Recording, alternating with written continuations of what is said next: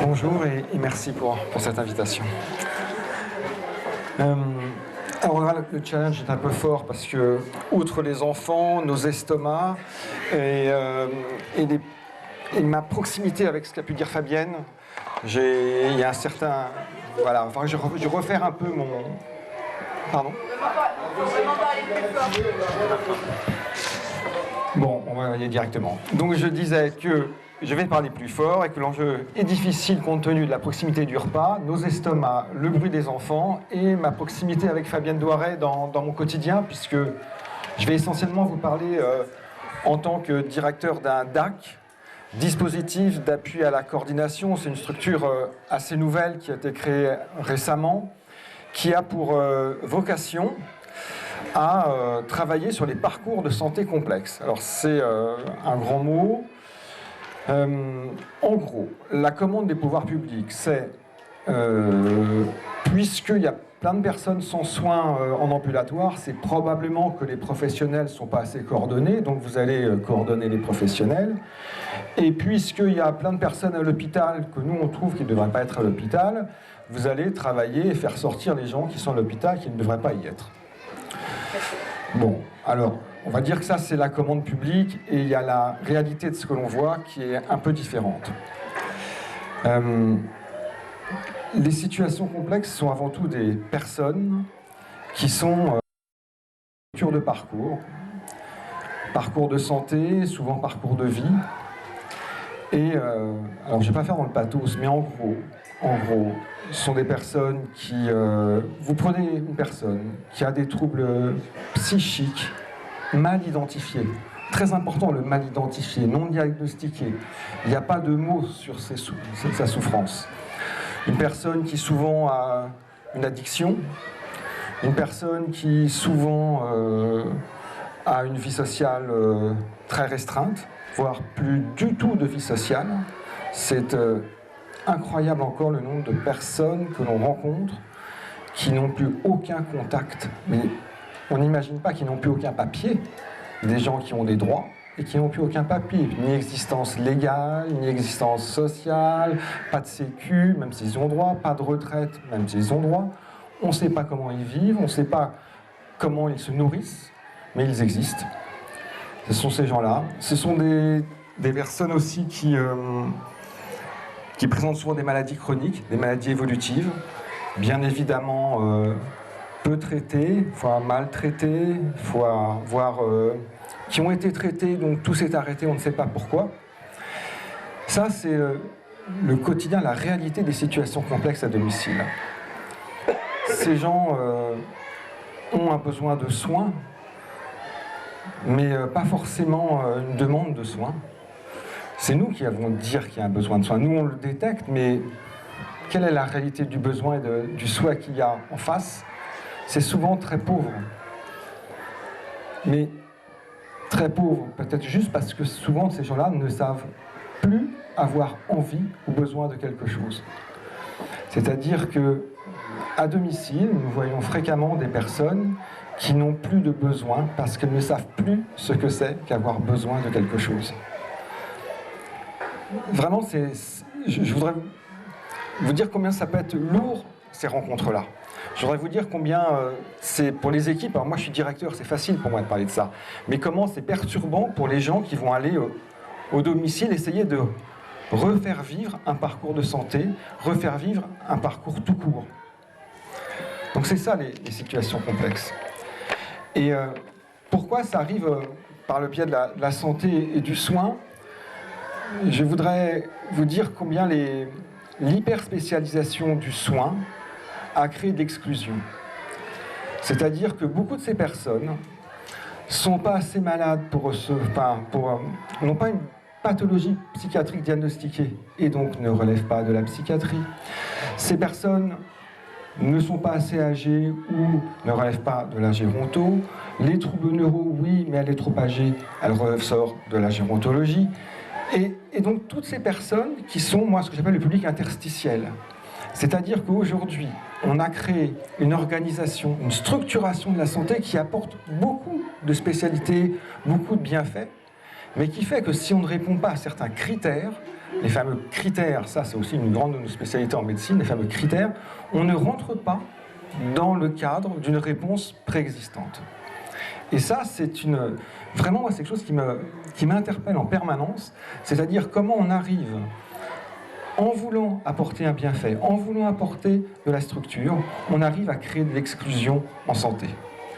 Et aujourd'hui, nous avons, dans notre quotidien, beaucoup de personnes qui sont en exclusion de santé. Vraiment, j'insisterai particulièrement sur la réalité des personnes avec des troubles psychiques non identifiés, non diagnostiqués, et qui sont actuellement en totale déshérence sur leur prise en charge en ambulatoire. C'est-à-dire qu'ils ne relèvent d'aucune réponse existante. Ce public interstitiel, je crois qu'aujourd'hui, c'est le public sur lequel nous avons plus de mal à agir. C'est-à-dire qu'il faut que nous arrivions à faire bouger des lignes, à faire bouger des cadres préexistants, à faire bouger des pratiques de soins, à faire dire à une organisation que vous êtes prévu pour les plus de 65 ans, mais si cette personne a besoin de ce que vous proposez et qu'elle a 64 ans, que faisons-nous ? Et pour moi, l'éthique, c'est cette porte d'entrée-là. C'est-à-dire que l'éthique nous aide à nous re-questionner en permanence sur ce qui nous paraît être soit une obligation, soit un état de fait sur lequel on ne peut pas travailler, soit une pensée unique sur laquelle que l'on veut réinterroger. Comme disait Fabienne, on va surtout nous, dans notre cadre quotidien, se poser beaucoup de questions et avoir souvent très peu de réponses.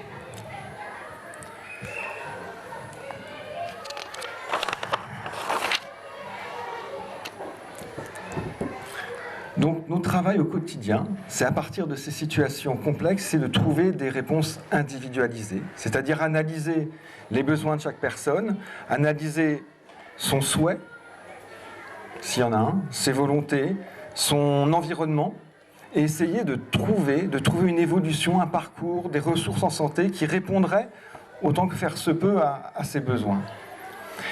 En permanence, on se confronte à des questions fondamentales comme l'autonomie, donc Fabienne en a parlé, mais c'est pas si simple que ça. C'est-à-dire que tous les jours, nous vivons une autonomie partielle, une autonomie relative, une personne qui est en capacité de répondre, d'agir sur une partie, et sur l'autre, on a l'impression qu'il n'y a plus aucune autonomie. Que la capacité de répondre, de se prendre en charge est devenue presque inexistante, ou en tout cas très altérée.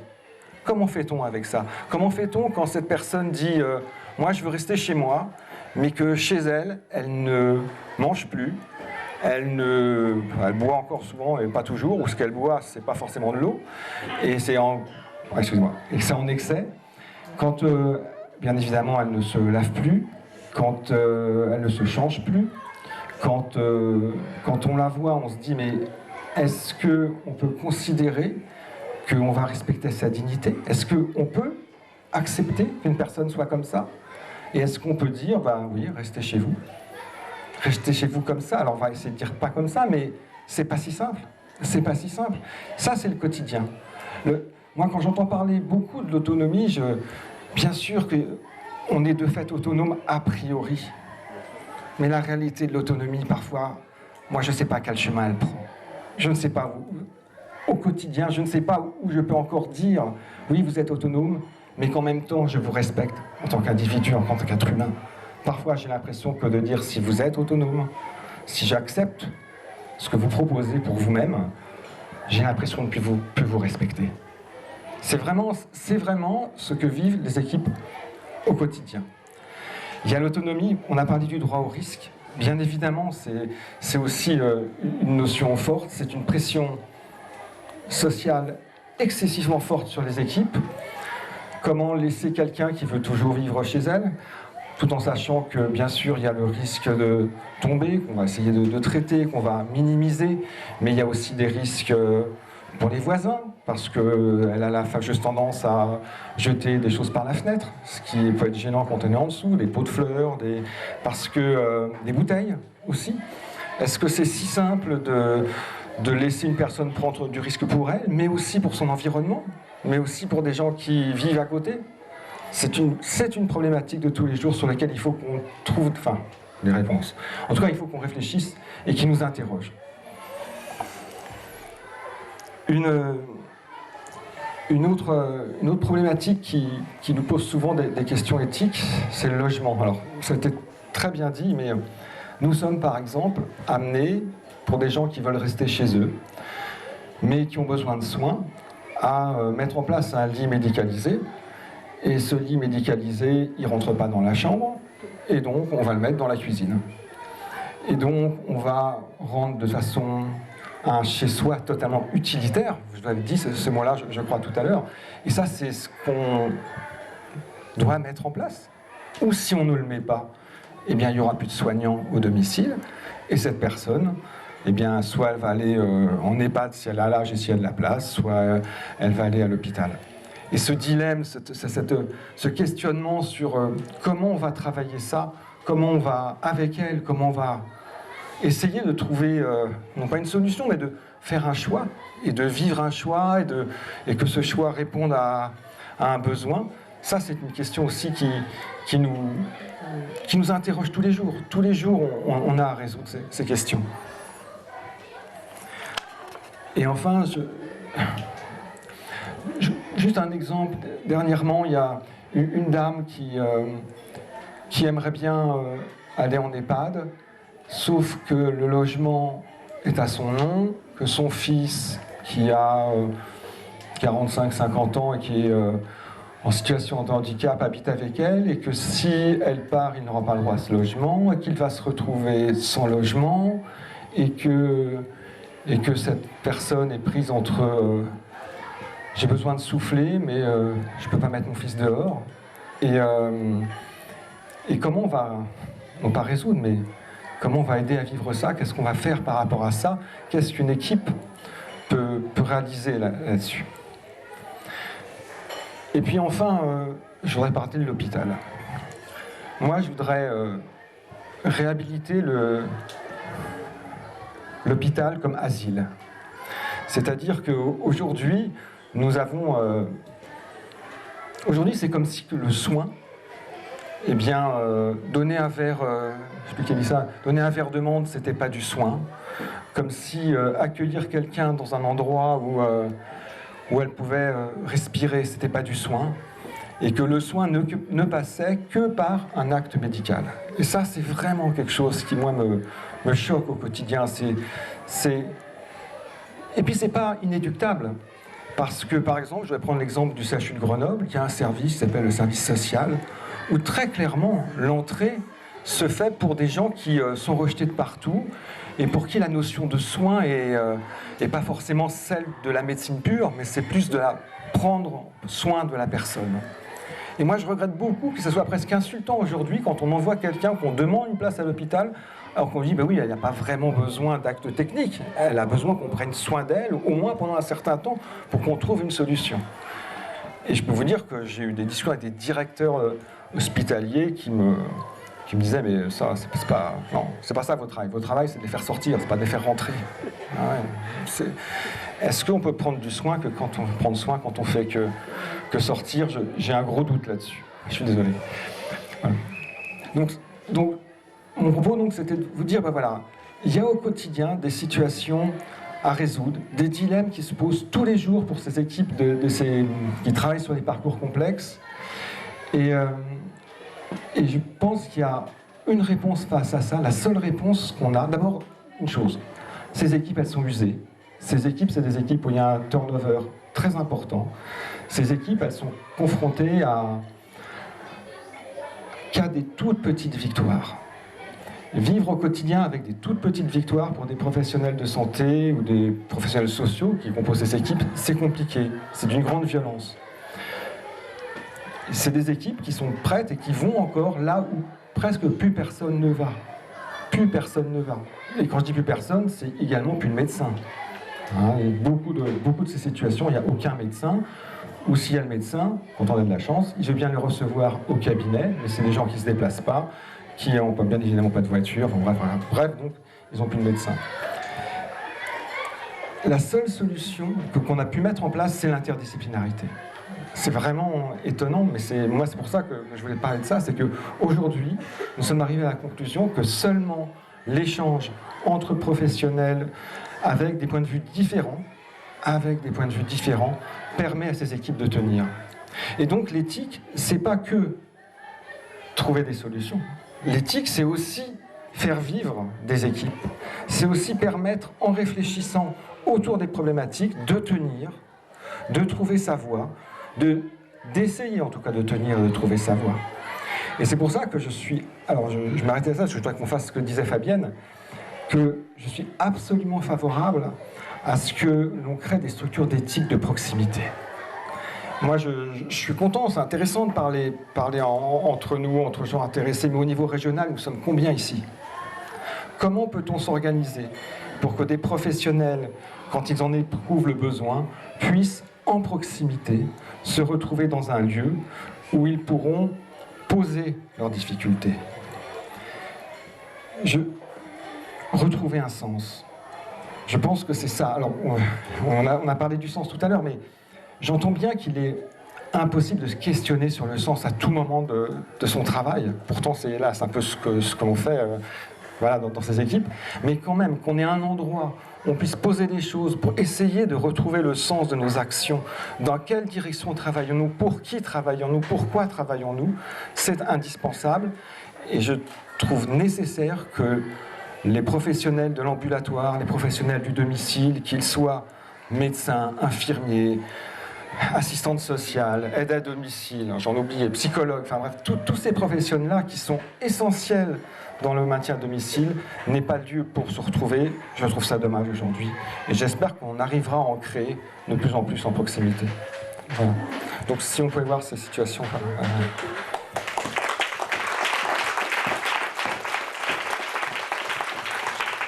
Je n'avais pas partagé avec vous, pour laisser la place à Marc, je vais vous donner quelques exemples de saisines, parce que ça s'appelle comme ça, qui nous ont été soumises au comité d'éthique, de convergence éthique de la structure que... Vous n'entendez pas? Non.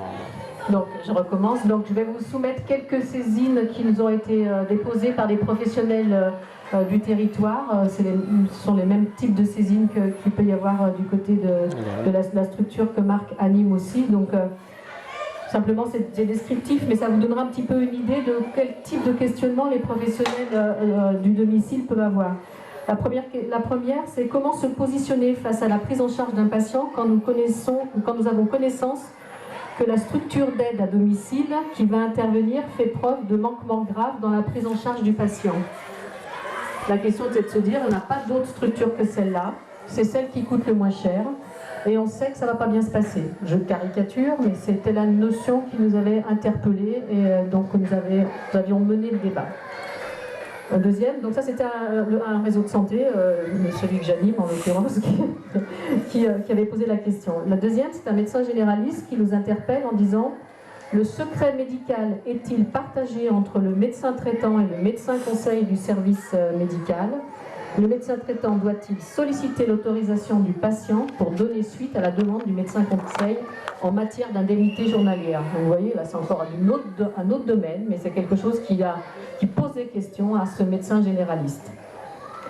Une structure d'aide à domicile nous a interrogés dans le cadre du périmètre d'intervention du SAD au domicile. Service d'aide à domicile. Service d'aide à domicile, pardon.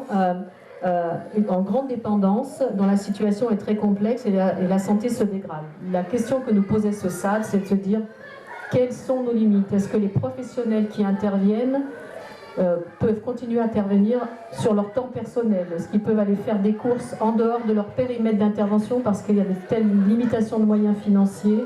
On va acheter dans le Lidl à 10 km de la grande ville où on habite pour que les prix soient moins importants. Voilà. Est-ce qu'on peut faire des collectes de vêtements à titre sur ces jours de repos, etc. Donc, simplement pour dire, là, donc c'est la question de... Cet après-midi, on aura un directeur de structure d'aide à domicile qui était vraiment... qui va vous parler de ça. Comment protéger une personne vulnérable quand nous connaissons les risques encourus tout en respectant sa volonté? Quelles sont les limites de notre prise en charge en tant que réseau de santé, mais aussi avec le mandataire judiciaire? c'est un mandataire judiciaire qui est venu nous parler de ses limites de son accompagnement en tant que tuteur. Comment peut-il continuer à accompagner cette personne, ce projet, en association des professionnels du réseau. Un autre cas très intéressant, enfin ils sont tous intéressants, mais en tout cas c'est un établissement de santé qui n'a pas de comité d'éthique dans sa structure, puisqu'il n'a pas vocation, le comité d'éthique extra-hospitalier n'a pas vocation d'intervenir dans les lieux où il y a bien sûr des comités d'éthique. Marc l'a dit, il n'y en a pas assez ailleurs, suffisamment sur le territoire, on ne va pas faire doublon, que ce soit bien clair, mais dans le cadre d'un déménagement prévu d'une structure SSR, dans un lieu où la capacité de rangement des chambres est fortement limitée, comment expliquer aux résidents l'obligation de faire le tri de leurs effets personnels quand il n'y a pas de famille, quand il n'y a pas d'interlocuteur pour choisir, quand il y a une problématique de compréhension difficile, limitée. Vous n'entendez pas Vous n'entendez pas au fond là-bas Ça donne, hein. Je ne sais pas, c'est le sujet peut-être, non? Vous voulez que je redise celle-là Oui. Je redis celle-là. Dans le cadre d'un déménagement prévu d'une structure SSR dans un lieu où la capacité de rangement dans les chambres est fortement limitée, comment expliquer aux résidents l'obligation de faire le tri de leurs effets personnels? Qui doit faire le tri? En l'occurrence, là, c'était les professionnels de santé qui nous interpellaient en disant est-ce qu'on est légitime pour choisir s'il faut jeter les choses ou les mettre de côté, etc. Et donc ça, c'est un établissement de santé. Voilà, donc simplement, ces exemples de saisine, c'est juste pour montrer de la complexité de ce qu'on a essayé de vous démontrer tout à l'heure avec Élodie, Marc et moi-même sur la particularité de l'accompagnement au domicile. On n'est pas en train de dire que c'est quelque chose de plus difficile qu'à l'hôpital, parce qu'on a bien sûr l'expérience de l'hôpital et des complexités des réflexions éthiques autour des situations de soins et des prises en charge, mais que la complexité du domicile et la réflexion éthique dans le cas du domicile, elle a vraiment une coloration et une connotation très très très très particulière qui fait intégrer, comme on l'a dit, de nombreux acteurs, des gens on va dire de formations différentes, avec des notions de partage d'informations différentes aussi, et donc de tout ça, il faut en faire un équilibre et que ces structures d'aide à la décision peuvent aussi être un soutien aux professionnels. Je vous remercie et désolé pour le bruit.